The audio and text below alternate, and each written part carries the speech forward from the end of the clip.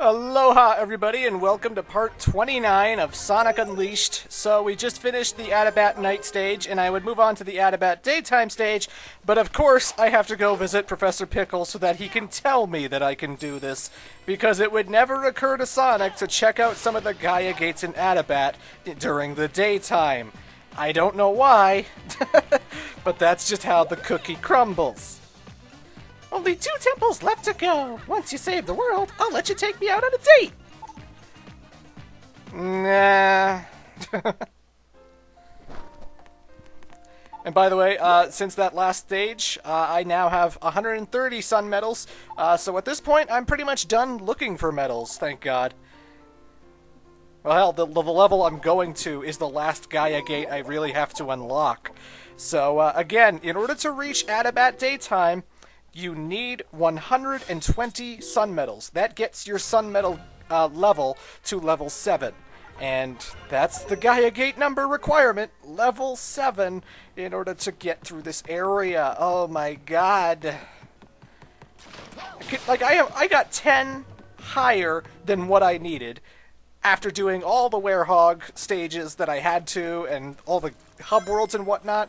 And again, there are still tons of, like, extra side quests you can do, and other acts you can do, and, like, giving Professor Pickle souvenirs and whatnot.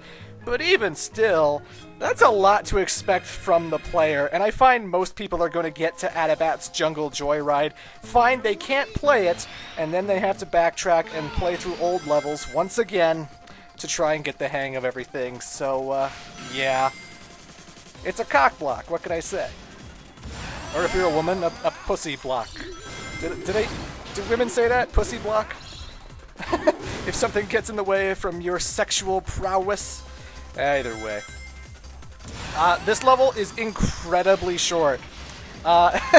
It's short enough to the point where, like, I played the Wii version after I played the HD version, and I was very surprised to see that the S rank requirement was 2 minutes and 15 seconds, because I was like, oh, the HD version's a lot longer. How could the level be this short? It's supposed to be like the last one until the final area. But, yeah, it is. The Wii version of Jungle Joyride is a lot easier, a lot shorter, and it's not nearly the hassle that the HD version is, so you can rest assured and just have a fun time playing it. Nice branching pathways throughout, and, you know, it does the job. It does the job.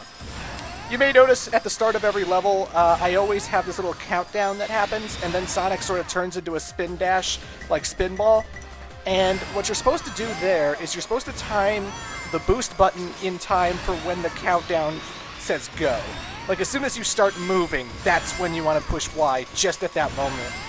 If you push it too early, Sonic actually rolls too early, and then he falls flat on his face and trips like a dumbass. And then you look foolish, and then you waste like 3 or 4 seconds starting the level off. So the chances of you losing that S rank, you know, you might lose it because of those 3 or 4 seconds you wasted. But, you know. Either way, I like this level. It's got shades of Emerald Coast, almost, a little bit. Kind of. It also has thwomps from Mario Kart. Watch out for the thwomps! I don't know why they're floating in the sky. Did Eggman jury-rig them to do that? I don't know. But, yeah. That was the Wii version stage. After we had to go through 4 Werehog stages, that was the Wii daytime stage. God damn it, Wii version, why? But now we're tackling the HD version, and this is when the difficulty really starts spiking up, and this is actually a level I don't really care for too much, if I'm going to be honest. It's a long level, it's also a very challenging one, and it has a gimmick where Sonic has to start boosting along the water that I really, really don't like, because it tends to get me killed more often than not. And, you know, as much as I like the gameplay, I do think this level can be a bit much, you know.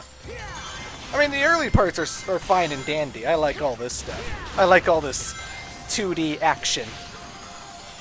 And I don't think I needed to mention this. We're on part 29 after all. But, of course, Sonic Unleashed was the first game to incorporate more 2D aspects to a console Sonic game in a long, long time, you know? Oh, by the way, I could go right, where it tells me to go, or I could go left, because alternate pathway. I'm sorry, I keep bringing up alternate pathways, but they exist, and the game's not as linear as you would think. But where was I? Like, obviously, in Sonic Adventure 2, Sonic Heroes, Shadow, Sonic 06, etc., there has never been 2D gameplay. It was almost always strictly from the 3D perspective. You were always following Sonic from behind him. And Sonic Unleashed was, of course, one of those games where, yeah, you do go from behind Sonic most of the time, but every now and then it tends to cut the camera angle and make Sonic go in 2D. And, you know, that was kind of a new thing when Sonic Unleashed did it. But before I go on back on that, this is the part I really don't like that I was talking about. Either Eggman's airships are bombing the water, and there are bombs exploding in the water that I have to watch out for, but there's a whole bunch of, like, bursts of water that are popping up that you have to dodge, and there are towers crumbling, and again, Sonic can't swim. There's no way, there's no ground under there.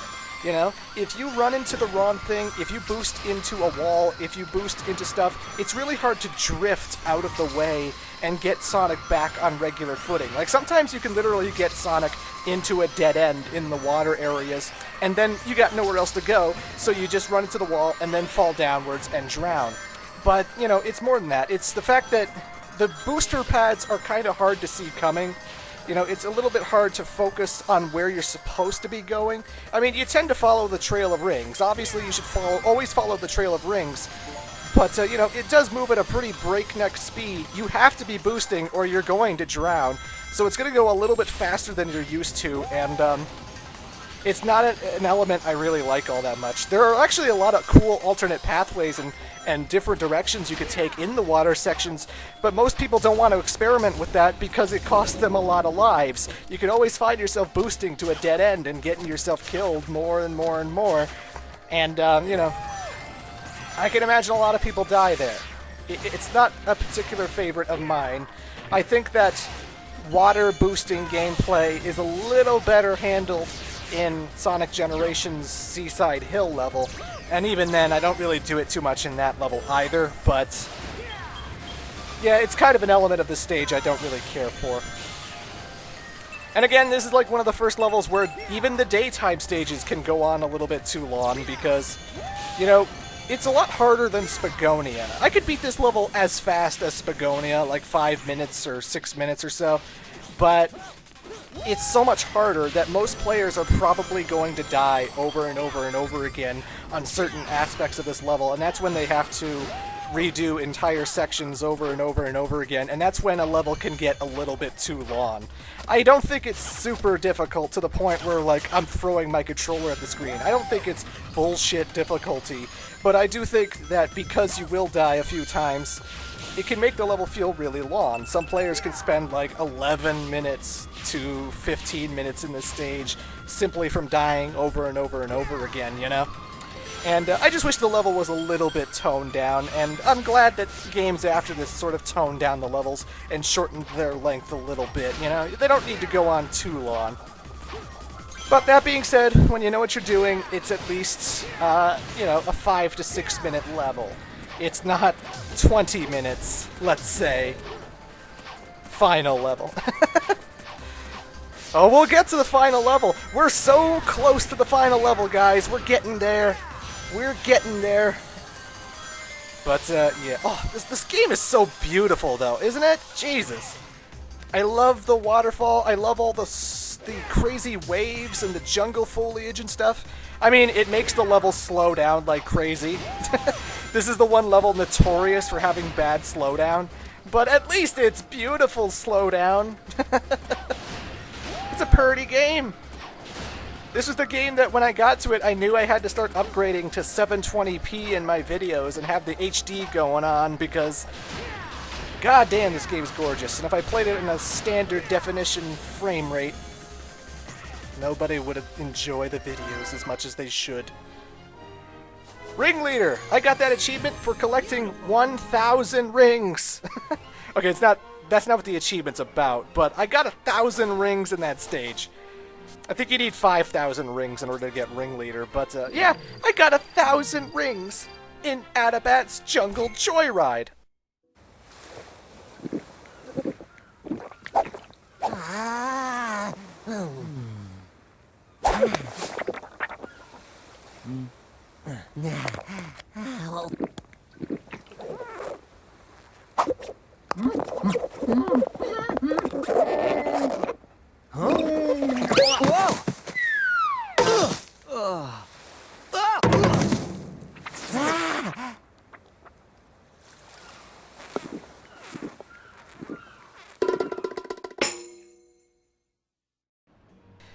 So that was the last of the extra Sonic chip scenes that you could unlock.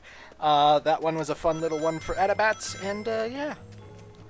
I like the chemistry between Sonic and Chip. They're best buds, and they're fun, and I like it. You think Sonic would be doing this shit with Tails, but Tails is hanging out in his plane. He'll be fine. And you guys, it's boss time, and now we're taking on the Egg Lancer! Yeah, the Egg Lancer.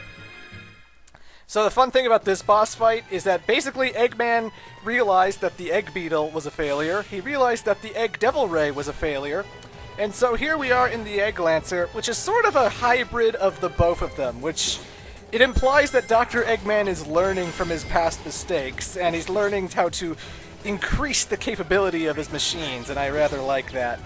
So it's kind of like the Egg Beetle fight, you know, it's got the scarab design and whatnot, but of course it still has all the lasers and the shield pellets and whatnot, and it's something else. When you're riding along the wall like this, do not jump.